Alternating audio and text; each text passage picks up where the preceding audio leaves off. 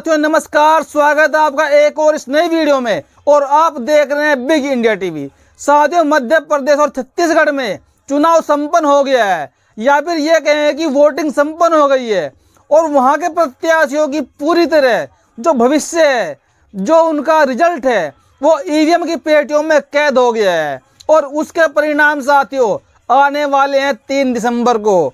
तो साथियों 3 दिसंबर तक वहां के प्रत्याशियों को दिल थाम कर बैठना होगा। उनके लिए फूल खिलेगा या फिर उनको कीचड़ में बढ़ना पड़ेगा। जी हाँ साथियों, ये तय होगा कि किसको मिलेगी हार, किसको मिलेगी जीत।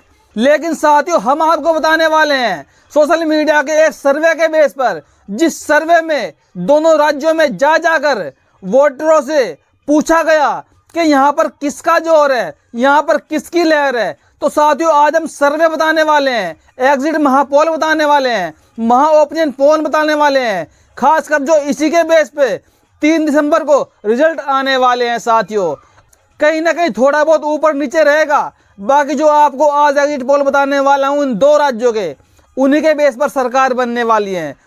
लेकिन साथियों मैं इससे पहले आपको बता दूं, छत्तीसगढ़ और एमपी में वोटिंग तो संपन्न हो गई, तो साथियों कई जगह ईवीएम खराब भी पाई गई और कई जगह नेताओं को पैसे बांटते हुए पकड़ा गया। कहीं कहीं पर लड़ाई झगड़े भी हुए, कहीं कहीं पर लंबी लाइनें भी लगी। लेकिन साथियों इसी के साथ में मध्य प्रदेश और छत्तीसगढ़ में 70% प्लस वोटिंग हुई और वहां के वोटरों ने बढ़ चढ़कर हिस्सा लिया। शायद इस बार ऐसा लगता है कि मध्य प्रदेश और छत्तीसगढ़ में वहां के दलित और आदिवासी लोग जागरूक हो गए, क्योंकि साथियों इस बार दलित और आदिवासियों ने बढ़ चढ़कर हिस्सा लिया।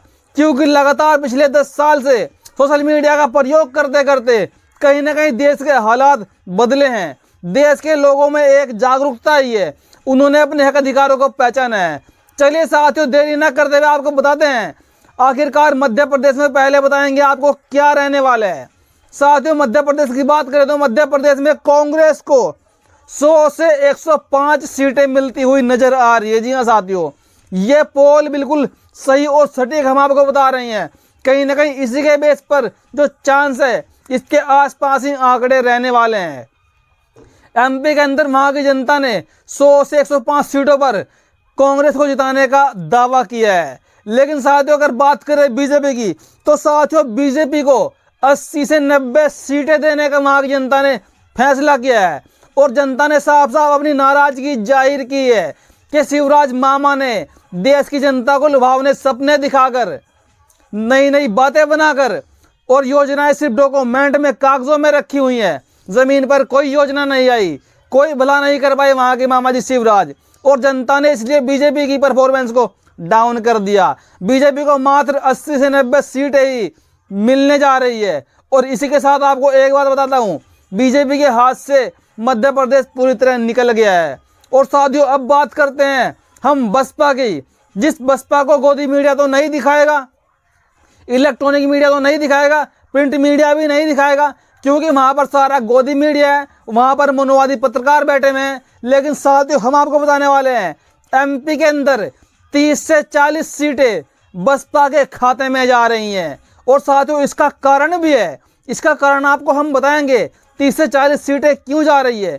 क्योंकि साथियों आप जानते हैं एमपी के अंदर बसपा ने गोंडवाना गणतंत्र पार्टी से गठबंधन किया है। और इस गठबंधन का फायदा साथियों बसपा और जेजेपी पार्टी के प्रत्याशियों को पूरी तरह मिला है। और मध्य प्रदेश के अंदर साथियों 230 सीटें हैं विधानसभा की, और जिस पार्टी के खाते में 116 सीटें चली जाएंगी, वो पार्टी सरकार बनाएगी मध्य प्रदेश के अंदर। लेकिन साथियों यहाँ पर देखा जाए तो किसी भी पार्टी को बहुमत मिलता हुआ नजर नहीं आ रहा है। तो कहीं ना कहीं अगर साथियों कांग्रेस सरकार बनाएगी तो उसको कम से कम बसपा के विधायकों की जरूरत पड़ेगी। और साथियों यहीं पे होता है खेला, क्योंकि बसपा यहाँ पर किंग मेकर की भूमिका निभाएगी। बसपा जो कहेगी कांग्रेस को वो करना पड़ेगा, क्योंकि बसपा के बगैर कांग्रेस कोई भी डिसीजन ऐसा नहीं ले पाएगी सरकार बनाने के बाद कि वो यहाँ के पिछड़ों के विरुद्ध, दलित आदिवासियों के विरुद्ध कोई भी ऐसा कानून, कोई भी ऐसी योजना बनाकर तैयार कर सके। क्योंकि जब तक बसपा गठबंधन में रहेगी तब तक ही सरकार चलने वाली है। अगर बसपा ने अपना एक कदम भी पीछे खींच लिया तो सरकार तुरंत गिर जाएगी, और फिर बसपा बीजेपी के साथ मिलकर भी सरकार बना सकती है। तो साथियों मध्य प्रदेश में बसपा किंग मेकर की भूमिका निभा रही है, जहां पर गोंडवाना पार्टी और बसपा ने मिलकर एक नया मुकाम हासिल किए हैं। 30 से 40 सीटें बसपा को यहां पर मिलने जा रही हैं, क्योंकि इस गठबंधन का फायदा आप जानते हैं, मध्य प्रदेश में दलित आदिवासी बहुल इलाका है और इसमें एक नई जागरूकता, एक नई चेतना आई है, जिससे यहाँ पर साथियों मुकाबला ऐसा गंभीर हो गया था कि पूर्ण बहुमत की सरकार किसी की नहीं बनने वाली है। और साथियों अब बात करते हैं बिना देरी के छत्तीसगढ़ राज्य में। साथियों छत्तीसगढ़ में आपको पता है यहाँ पर लोकसभा की 90 सीटें हैं साथियों, लेकिन साथियों छत्तीसगढ़ में भी मामला पूरी तरह त्रिकोणीय है और बीजेपी का सुपड़ा साथियों यहाँ से भी साफ हो रहा है। छत्तीसगढ़ की जनता ने भी बीजेपी को दिखा दिया और बीजेपी का एक आईना जो पूरे देश के सोशल मीडिया पे चलता है उसको पूरे देश के लोग देखते हैं, क्योंकि आपने देखा बीजेपी के नेताओं ने मध्य प्रदेश में आदिवासियों के साथ क्या किया। आदिवासियों के सर पे पेशाब किया, उनकी पिटाई की गई और फिर साथियों उनको कुछ नहीं दिया गया। यानी कि आदिवासी पीटेंगे भी, परेशान भी होंगे, गरीबी में रहेंगे और इनको वोट भी देंगे और उसके बाद भी बीजेपी इनको कुछ नहीं देगी। ठंडन गोपाल 0/0 देगी। लेकिन साथ छत्तीसगढ़ के अंदर बात करते हैं बिना देरी किए, कांग्रेस को साथ छत्तीसगढ़ के अंदर 90 में से 35 से 40 सीटें साथियों मिलने का अनुमान है। तो साथियों एक बड़ा आंकड़ा कांग्रेस यहां पर छूती हुई नजर आ रही है, लेकिन साथियों पूर्ण बहुमत की सरकार से कांग्रेस भी बहुत दूर है। और अब बात करते हैं साथियों बीजेपी की, तो साथियों बीजेपी को लगभग छत्तीसगढ़ के अंदर 20 से 25 सीटें मिलने का अनुमान है। तो साथियों आप देख सकते हैं कांग्रेस 35 से 40 सीटों पर सिमट रही है और भाजपा 20 से 25 सीटों पर सिमट रही है। और साथियों अब बात करते हैं हम बसपा की, और साथियों बसपा को छत्तीसगढ़ के अंदर 25 से 30 सीटें मिलने का अनुमान है। जी हाँ साथियों, बसपा इस बार छत्तीसगढ़ में बीजेपी से आगे उछाल मार कर जाएगी। ये बात आप लिख कर रख लेना साथियों, कहीं ना कहीं आंकड़े इसके आसपास रहने वाले हैं, क्योंकि छत्तीसगढ़ में साथियों मुकाबला पूरी तरह त्रिकोणीय हो गया है और कांग्रेस और बीजेपी में तो और कांग्रेस और बसपा में नेक टू नेक फाइट है। बीजेपी को छत्तीसगढ़ के अंदर फाइट से बाहर कर दिया गया है। गोदी मीडिया नहीं दिखाएगा, आप जानते हैं, क्योंकि गोदी मीडिया हमेशा से ही या तो कांग्रेस के फेवर में दिखाता है या फिर आपको बीजेपी के फेवर में दिखाता है। और बाकी जितने भी दल होते हैं, चाहे दल की स्थिति कितनी भी मजबूत हो, उन सबको वो एक आदर्श के कॉलम में इकट्ठा करके दर्शा देता है और मैक्सिमम सीटें वो कांग्रेस और बीजेपी को देता है। लेकिन साथियों जो सोशल मीडिया का सर्वे है जो आपको हम बता रहे हैं, इसके बेस पे साथियों छत्तीसगढ़ के अंदर बसपा और कांग्रेस में जबरदस्त कांटे की टक्कर है और बसपा को साथियों 25 से 30 सीटें मिलने का अनुमान है। तो साथियों कहीं ना कहीं बसपा छत्तीसगढ़ में भी किंग मेकर की भूमिका में नजर आ रही है। और साथियों आप ये भी कह सकते हैं कि छत्तीसगढ़ के अंदर इस बार बसपा की सरकार बनने जा रही है या फिर बन सकती है, या फिर बसपा के बगैर कुछ नहीं होने वाला। जो भी बसपा कहेगी, जिस पार्टी के साथ बसपा चली जाएगी, चाहे वो भाजपा के साथ जाए चाहे वो कांग्रेस के साथ जाए, सरकार साथियों उसी की बनने वाली है। लेकिन साथियों एक बात तो तय है, भाजपा के साथ तो बसपा कभी नहीं जाएगी। 1% चांस है, लेकिन 99% चांस साथियों बसपा के कांग्रेस के साथ जाने के रहेंगे रिजल्ट आने के बाद। लेकिन साथियों इसका पता लगेगा 3 दिसंबर को आखिर रियलिटी क्या है। हमने आपको एक महा ओपिनियन पोल बताया 2 राज्यों को जहां पर साथियों वोटिंग संपन्न हो चुकी है। आप जानते हैं मध्य प्रदेश और छत्तीसगढ़ दोनों राज्य दलित और आदिवासी बहुल क्षेत्र है। और साथियों इन दोनों राज्यों में बसपा और जीजेपी पार्टी ने गठबंधन किया गया है। जीजेपी मतलब गोंडवाना गणतंत्र पार्टी, जिसके पास दलितों का वोट बैंक है, पिछड़ा का भी वोट बैंक है, आदिवासियों का वोट बैंक है। और साथियों एक तरफ बसपा तो पूरे देश में फेमस है ही। बसपा के पास तो मुख्य रूप से दलितों का वोट परसेंटेज फिक्स है 20%।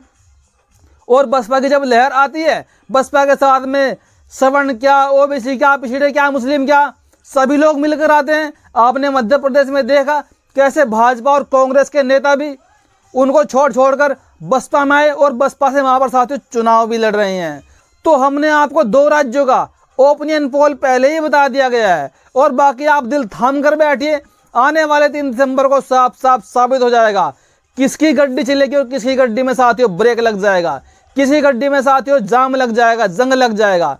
लेकिन साथियों आपने देखा जहां जहां मध्य प्रदेश की सरकार रही है वहां पर साथियों दलितों पर, आदिवासियों पर, पिछड़ों पर, मुसलमानों पर अत्याचार कम नहीं हुआ है।